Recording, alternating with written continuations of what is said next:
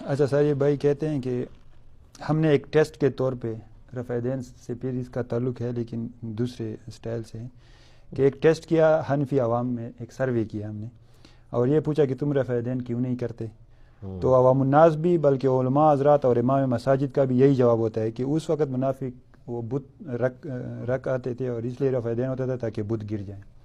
تو یہ پوچھ رہا ہے کہ لوگوں کو ڈیٹیل یہ بتائیں کہ یہ نبی کریم صلی اللہ علیہ وسلم پہ جھوٹ باندھنے کی طرح ہے اور دوزخ میں لے جانے والا کام۔ بالکل کہا جی، صحیح بخاری مسلم کی حدیث ہے، مسلم شریف کی پہلی حدیث سیدنا علی رضی اللہ تعالیٰ عنہ علیہ السلام سے ہے، جس نے میری طرف کوئی جھوٹی بات منسوب کی وہ اپنا مقام دوزخ میں دیکھ لے۔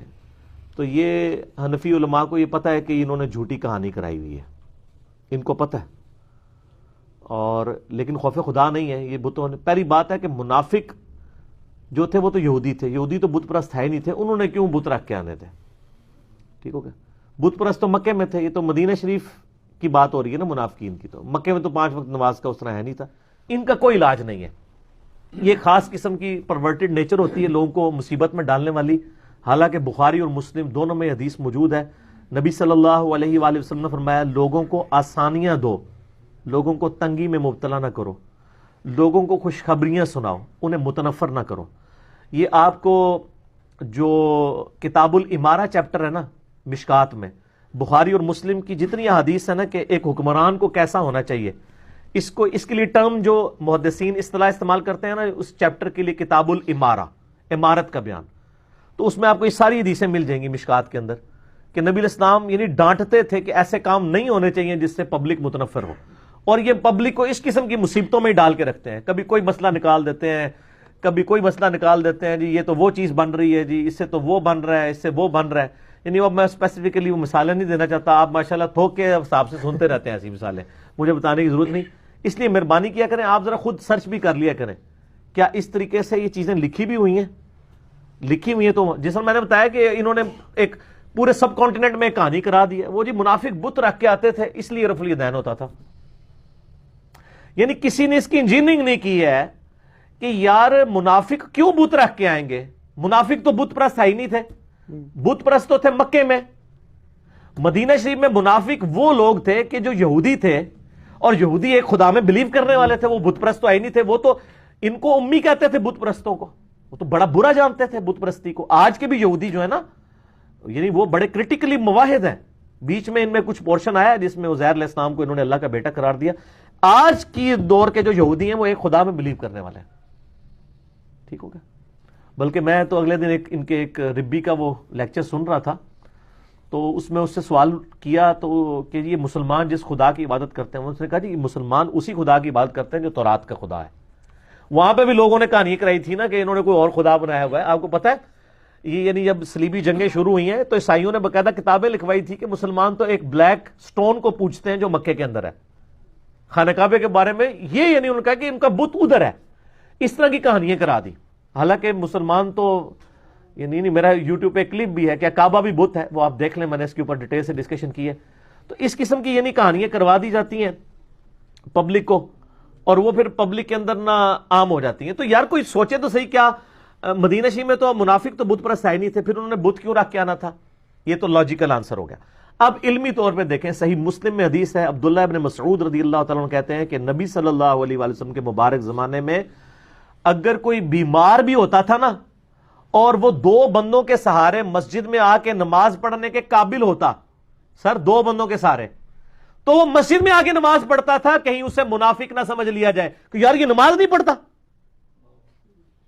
حالانکہ بیمار گھر پڑھ سکتا ہے۔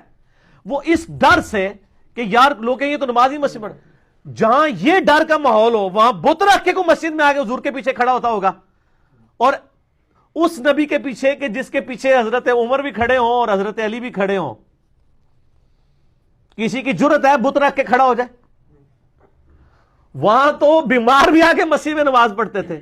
پھر بخاری مسلم میں حدیث ہے کہ آپ صلی اللہ علیہ وآلہ وسلم فرمایا اگر مجھے عورتوں اور بچوں کا خیال نہ ہوتا تو جو لوگ گھروں میں نماز پڑھتے ہیں میں اپنی جگہ کسی کو امام مقرر کر کے ان کے گھروں کو آگ لگا دیتا، ٹھیک ہے۔ اور سنن نسائی میں موجود ہے، یہ فجر کے وقت کا یعنی تذکرہ ہے، اور بخاری میں آتا ہے کہ عشاء کے بارے میں یہ اسپیشلی آیا اور فرمایا آپ نے کہ فجر اور عشاء کی نمازیں منافقین کے اوپر بھاری ہیں. یہ بخاری مسلم دونوں میں حدیث ہے. اگر ان کو اس کے ثواب کا پتہ ہوتا تو اپنے سرین کے بال, پیٹھ کے بال گھسٹتے ہوئے مسجد میں آ کے نماز پڑھتے.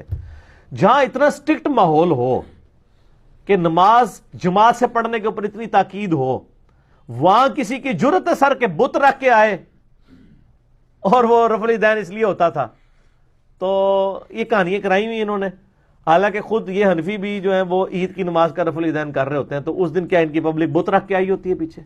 ساری کہانیاں رفع الیدین پہ میرا مسئلہ 70B دیکھ لیں, میں نے ڈیٹیل کے ساتھ الحمدللہ کئی لوگوں کی نماز کی اصلاح کا سبب وہ لیکچر بنائے 70A اور 70B. ٹھیک ہو گیا. تو یہ بھی اس قسم کی کہانیاں ہیں. تو یہ ان کہانیوں کو کہانی سمجھا کریں. ٹھیک ہو گیا, سیریس نہ لیا کریں. میں آپ کو بتاؤں, یہ 1.5-2 سال پہلے کی بات ہے. میں ایک دفعہ میں اکیڈمی کے نیچے ہی ایک بندے نے مجھے کھڑا کر کے جی وہ مجھے ایک سوال بتائیں جی یہ رفع الیدین کے بارے میں نا. وہاں ایک پوڈری کھڑا ہوا تھا, بالکل ڈٹی پوڈری تھا. وہ اس کی حالت بتا رہی تھی, اور جس طرح وہ اس آواز میں کہنا جی مولوی صاحب میں دسنا یہ مسئلہ. میں کہا جی دسو. ہمارے اندر تو اتنا حوصلہ ہے, میں کہا جی تسی دس لو جناب. اور یہ بت رکھ کے آندے سنتے ہوتا سی. یعنی اتنی کہانی ہے کہ اپنے مولویوں کے سامنے تو یہ چسکتے بھی نہیں ہے. تو میں نے اس کو اب یہ نہیں کہا کہ بخاری میں یا مسلم میں نماز کا طریقہ ہی لکھا ہے. میں نے اس کے لیول پہ ہی بات کی. میں جی ایک مولوی صاحب نے وہ ایک دو بندیوں کی مولوی کی انہوں نے اشارہ کیا جی اس مسجد میں. میں کہ اس مولوی نے پوچھنا ہے کہ عید علی دہاڑے ادھر تسی رفع الیدین بار بار کیوں کر دیو؟ ہاں تو میں سوچے ہی نہیں. تو اے ہی نے انہوں نے کبھی سوچا ہی نہیں ہے کہ اگر رفع الیدین اس وجہ سے ہوتا تھا تو یہ نمازوں کا تو ختم ہو گیا, عید کا رفع الیدین کا کیوں نہیں ختم ہوا جو 6 زائد تکبیریں کر رہے ہوتے ہیں, اور وطر کی نماز میں ایک ایکسٹرا رفع الیدین کر رہے ہوتے ہیں, وہ تو روزانہ کر رہے ہوتے ہیں, وہ کیوں نہیں ختم ہوئے؟ اگر یہ نماز کا سکون برباد کرتے ہیں, یہ منسوخ ہو گیا ہوا ہے, تو وہاں سے کیوں نہیں منسوخ ہوا؟ یہ کہتا ہے نماز کا سکون برباد ہوتا ہے اس کی وجہ سے. تو یہ کیا ہوگا کہ 5 نمازوں میں سکون برباد ہو رہا ہے, اور جو نماز آنی سال کے بعد ہے اس میں کوئی سکون برباد نہیں ہو رہا. وہ بے سکونی نہیں پڑھ دو, پھر نیت کرا کرو 7-6 زائد تکبیروں کے اور بے سکونی کے. اللہ اکبر. جو آپ نے خود ڈاکٹرائن ہمیں پڑھائی تھی ہم اسی پہ آپ کو پیش کرتے ہیں, صرف تھوڑی سی انجینئرنگ کر دیتے ہیں تو آپ کو باتیں تلخ لگتی ہیں. سچائی ہے, تھوڑی سی عقل استعمال, اس کو کہتے ہیں کامن سینس استعمال کریں, but common sense is not so common. Common sense اتنا کامن ہوتا نہیں ہے. تو یہ واقعی جھوٹی باتیں اور ان کو توبہ کرنی چاہیے. میں آپ کو بتاؤں کہ سیالکوٹ میں ایک دفعہ گیا, تقریباً کوئی 8-9 سال پہلے کی بات ہے. اس وقت نیا یہ ہم نے دعوت و تبلیغ کا کام شروع کیا تھا, کسی جگہ چلے بھی جاتے تھے. تو وہاں ایک بریلویوں کی مسجد کے وہ تھے صدر تھے, تو انہوں نے درس سنا, انہوں نے رفع الیدین شروع کر دیا. وہاں تو جناب جنہوں کہتے ہیں دعائی مچ گئی, پھوڑی پی گئی انہوں نے کہا کہ مسجد صدر نے رفع الیدین شروع کرتا ہے. اچھا وہ صدر بھی عام صدر نہیں تھا, وہ مسجد کے بل بھی دیتا تھا, بجلی کا باقی چیزوں کا. تو جو بندہ مال پانی لگا رہا ہوتا ہے نا, تو اس پہ تو وہ 295C نہیں لگاتے ہوتے. ٹھیک ہے. تو وہ جناب اب ہوا یہ کہ اس نے مجھ سے یعنی جب ملاقات ہوئی, درس سنا, اس نے مجھے کہا جی یہ صحیح بات ہے کہ نبی علیہ السلام نے بغیر رفع الیدین کی کبھی نماز نہیں پڑھی. میں نے کہا کبھی نہیں پڑھی, آپ خود کتابیں پڑھ کے دیکھ لیں. الٹیمیٹلی شروع کر دیا. کچھ عرصے بعد جی ان کا فون آ گیا پیچھے سے کہ جی یہاں تو انہوں نے میرے خلاف ہنگامہ کھڑا کیا جی, اور کہہ رہے ہیں جی آپ کو عالم کے پاس لے کے جائیں گے, یہ کریں گے وہ کریں گے, اور یہ کہہ رہے ہیں تو بت رکھ کے آتے تھے تو رفع الیدین ہوتا تھا. میں نے کہا جی ان کو کہیں کہ اگر یہ حدیث کہیں موجود ہے کہ بت رکھ کے آتے تھے اس لیے رفع الیدین ہوتا تھا, تو آپ یہ حدیث ہمیں دکھائے, ہم بھی چھوڑ دیں گے. اور یہ حدیث چاہے کوئی جھوٹی بھی ہو, بس کسی حدیث کی کتاب میں لکھی ہو, ڈگری تو ڈگری ہوتی ہے چاہے اصلی ہو جعلی. یہ تو یہی کہتے ہیں نا, چلو ہم تھوڑی دیر کے لیے یہ والی بات مان لیتے ہیں.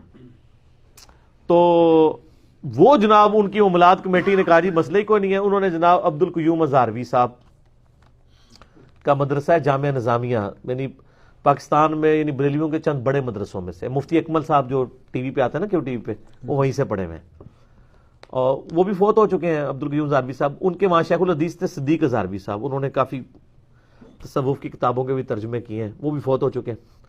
صدیق ہزاروی صاحب ان دنوں زندہ تھے, ان کو فون کیا, اور نے کہا تہاڈا بیڑا تر جائے, ایک کتنے تسی روایت دی کمٹمنٹ لے لی ہے, تو روایت ہی کوئی نہیں کدھر بھی.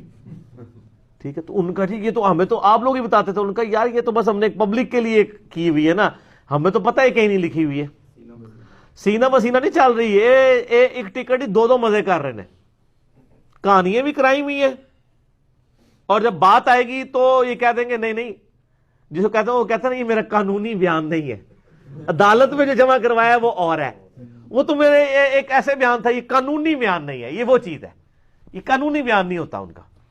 تو وہ خیر پھر الحمدللہ پکے ہو گئے.